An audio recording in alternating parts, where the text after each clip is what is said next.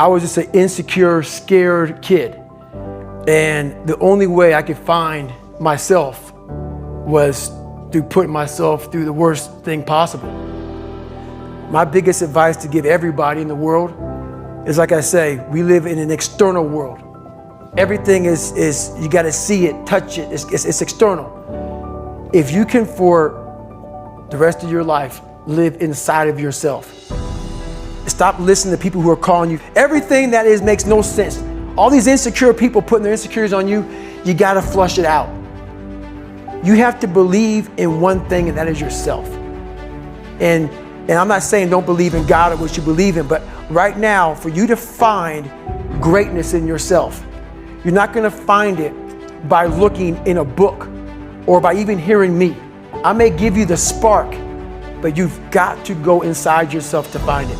And that means you got to be quiet. Go in a room, stop talking, search your soul, search your mind, search your abilities, and you'll find it. But if you're not looking for it, you won't find it. So you got to go start your journey. And the journey starts with you finding, why the hell am I here on this planet Earth? Why am I here? And if you don't know that, you will live the rest of your life searching, always asking the question, why?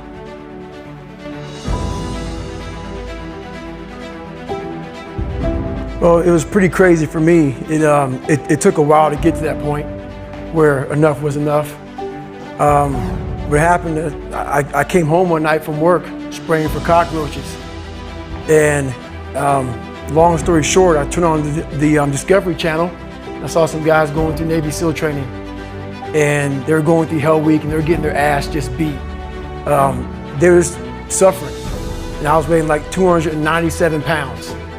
And I had to make a change in my life. You know, I was at an all-time low and I wasn't going anywhere. And I was exactly what everybody said I was going to be, which was nothing. So I had to make a change. No one was helping me out. My dad made my mom kind of irregular. So she worked 3 jobs, went to college full time, so she was never around. One time this person drew a picture of me and said, "We're going to kill you, nigger," on my Spanish notebook. So long story short, what I realized was no one was here to help me. I started shaving my head when I was 16 years old. And the feeling I had every morning, I looked in the mirror, was horrible. And I didn't want to feel like that anymore.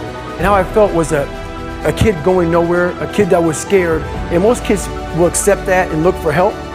But the best thing that happened to me, no one helped me. No one felt sorry for me. I had to figure out I wasn't going to be a punk kid all my life. So the only way I could turn around was to suffer. I had to build calluses in my brain the same way I built calluses on my hands. So I broke the Guinness Book of World Records for pull-ups a long time ago, but I failed at it twice. And I did 67,000 pull-ups in trying to break this record. So to do 4,030 pull-ups, I had to do 67,000 for training for that. Wow. And so what I realized is for me to become the man I wanted to become, I saw myself as the weakest person God ever created. But I never blamed God for anything He did to me. So I wanted to change that to be the hardest man ever created. Am I that? I don't know, but you had to have a goal. And my goal when I was sitting there, not going to school, being bullied, having no self-esteem, my goal was the only person that's gonna turn this person around is me. The only way I can turn it around is put myself through the worst things possible a human being can ever endure. And that'd be the only way that I can build this brain to handle anything that comes in front of it, callousing my mind through pain and suffering. In the end, what would your advice be to that 16-year-old kid who's staring in the mirror, does not like what he sees, but is still running from adversity? Well, my biggest advice to him is that, first of all, he won't like what I say to him, because I'm gonna say the exact opposite of what today's world is saying. So we read a bunch of books nowadays. As humans, we want to find out how to be someone else. What we don't do is we don't go inside. So literally turn yourself inside out. Read the book that says, like we're writing a book every day of our lives, but we never read that book. So what I would challenge this young man or young woman to do is you have to look inside of yourself to see what you really want. What are you passionate about? Someone may think Goggins is just talking. you don't know me. So when I speak from passion, I speak from experience, I speak from suffering. I had to tell this young man or woman that the only way I believe, this is my experience in life, the only way you're ever going to get to the other side of this journey is you have got to suffer to grow. To grow, you must suffer. And some people will get it and some people won't. But they have to see what their journey is to start their journey. Several people live to be 100 years old and they have great lives and they have great kids. Their kids go to college and all sorts of stuff. But somewhere in their life, there was a point where they had a decision to make. They can go left or right on this path. Left was the easy route. Right was the hard route. A lot of people take the easy route. And they had a good life that way, but the better life was going to the right side. And you may have 20 years of pain and suffering to get past it, but a lot of us die never truly starting our journey. And I would tell this young person, you gotta start your journey. It may suck, but it will come out the other side where you're coasting. The younger generation quits, not everybody. Most of this generation quits the second they get talked to. You did this wrong, or they get yelled at. It's so easy to be great nowadays because everybody else is, most people are weak. This is a softened generation. So if you have any mental toughness, any ability, if you have any fraction of self-discipline, the ability to not want to do it but still do it. People have a hard thing to understand. I hate to run. And what makes me so crazy, it doesn't need more. People go, well, why do you run if you hate it? What are you talking about? I don't want to take showers and eat either. I hate that too. That's life, man.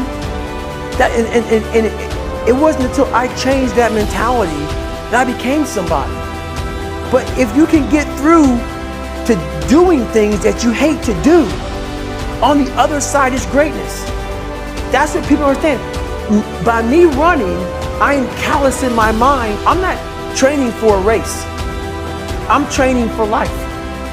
I'm training for the time when I get that 2 o'clock in the morning call that my mom is dead or something happens tragic in life.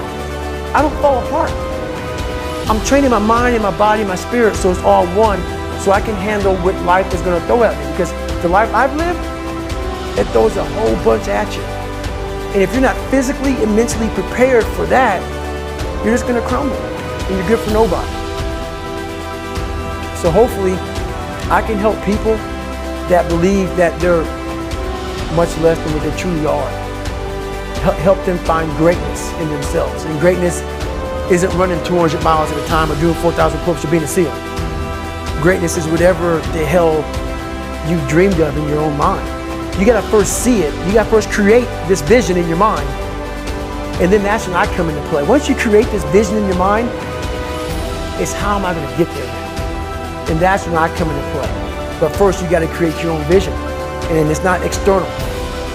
It's the vision created is inside of you. So until you create that, I'm nobody to you.